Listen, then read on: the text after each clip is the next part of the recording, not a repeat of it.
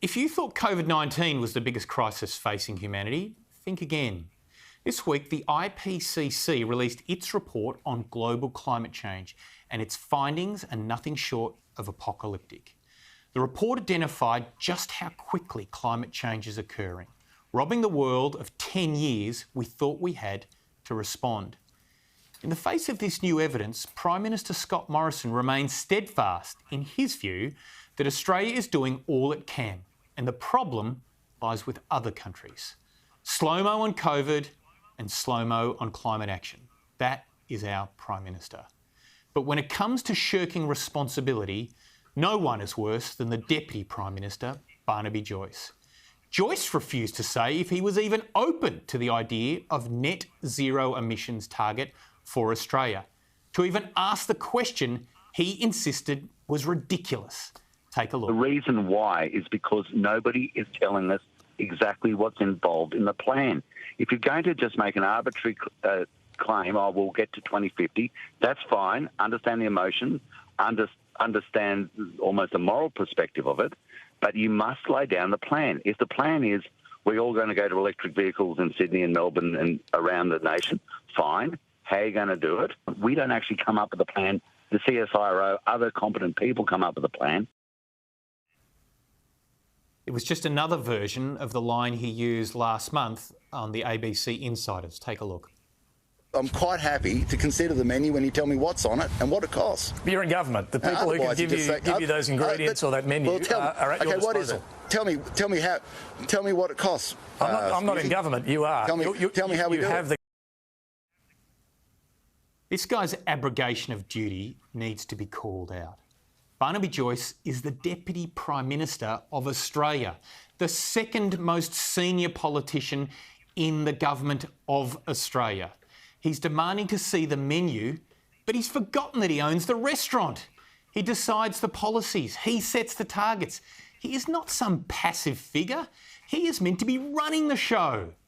But this is the pathetic shtick that many national MPs run.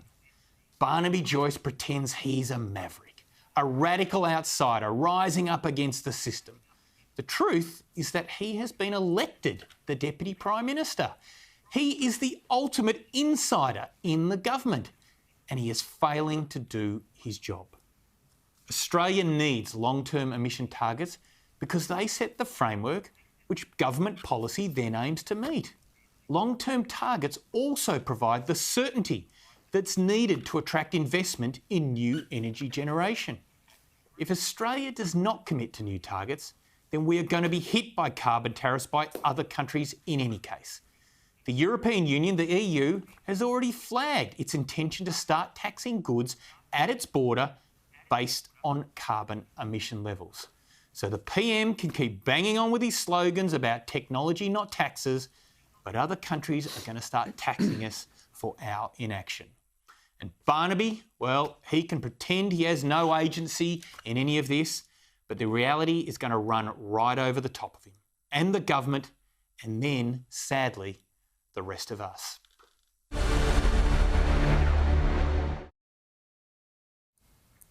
Corinne, keen to bring you on this debate. What do you think?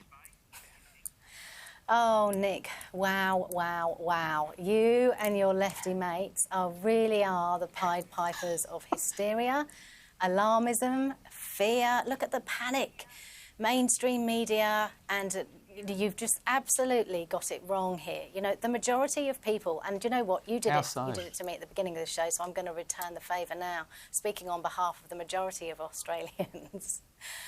We do want action on climate change, but we do also care about cost, and we do also care about timing, and we also care about the impact of on jobs. So there's several factors here. It's not to pretend that it's just this pushback of climate deniers and you know, they're all cavemen and SloMo and Barnaby, like it's just so anti-liberal and unhelpful. I'm just blown away. I shouldn't be. I know I shouldn't be surprised, but you've surprised me.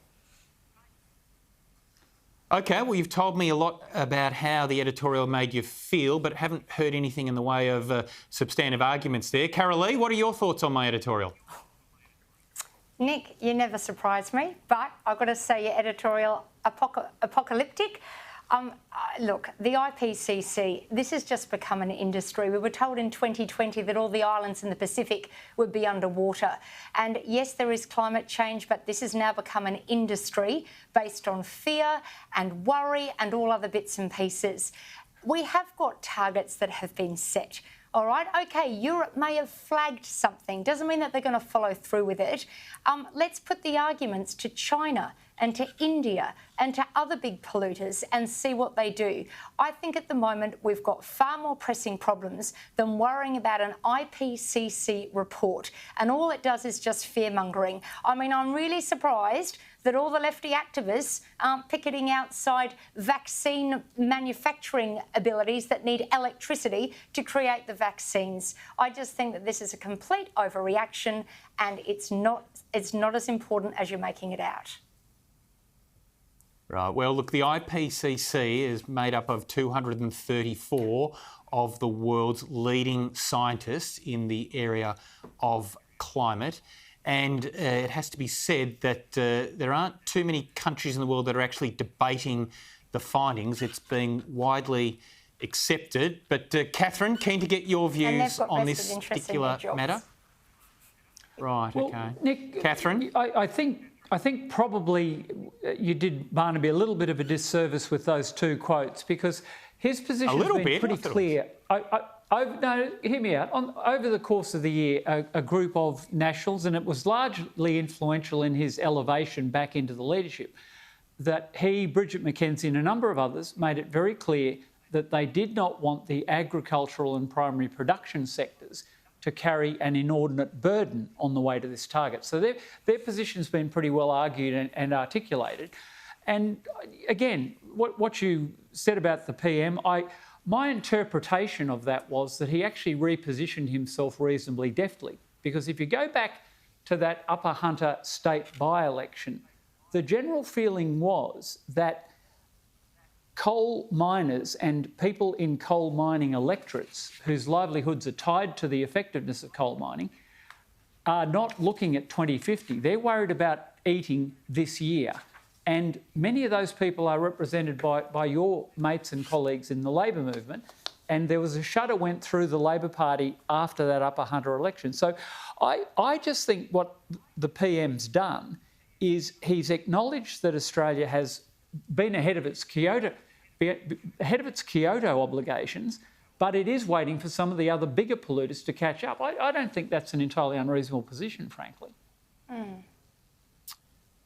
Yeah, so look, a couple of you have made the argument about China, and I worry that is a bit of a distraction because I agree with you that the current system as it is operating gives an unfair advantage to China. China should be doing more, but that doesn't. You can have that view and then still also think that Australia should be doing more. But what we see from Morrison and have heard from some of you tonight is this kind of argument that, well, until China does more, somehow Australia shouldn't have to do more. But I think that overlooks the reality of the way the world is going on this and overlooks the truth that there is a moral obligation here. Like, Australia is a good country and we should do our fair share to meet the emission cuts that the world needs to meet.